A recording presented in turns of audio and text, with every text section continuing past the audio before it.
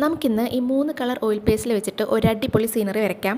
ഈ ഓയിൽ പേസ്റ്റിൽ എന്ന് പറയുന്നത് ഒരു അണ്ടർ റേറ്റഡ് പ്രൊഡക്റ്റ് ആണെന്ന് ഞാൻ പറയും. കാരണം പലർക്കും ഇത് ശരിയായ രീതിയിൽ ഉപയോഗിക്കാൻ അറിയില്ല.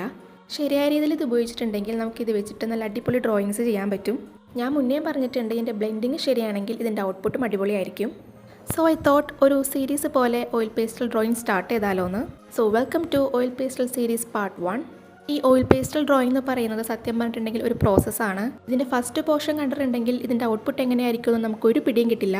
ബട്ട് ട്രസ്റ്റ് ദ പ്രോസസ് എന്നാണല്ലോ, അതുകൊണ്ട് ട്രസ്റ്റ് ചെയ്തിട്ട് അങ്ങോട്ട് ചെയ്യാം. പിന്നെ ബ്ലെൻഡ് ചെയ്യുമ്പോൾ മാക്സിമം ടിഷ്യൂ പേപ്പർ ഉപയോഗിക്കാൻ നോക്കുക. ടിഷ്യൂ പേപ്പർ ആകുമ്പോൾ വേഗത്തിൽ ബ്ലെൻഡ് ചെയ്യാൻ പറ്റും. ടിഷ്യൂ പേപ്പർ ഇല്ലാന്നുണ്ടെങ്കിൽ ബഡ്സ് യൂസ് ചെയ്യുക. ഇനി ഒന്നും ഇല്ലാന്നുണ്ടെങ്കിൽ നിങ്ങൾക്ക് കൈവച്ചായാലും ബ്ലെൻഡ് ചെയ്യാം.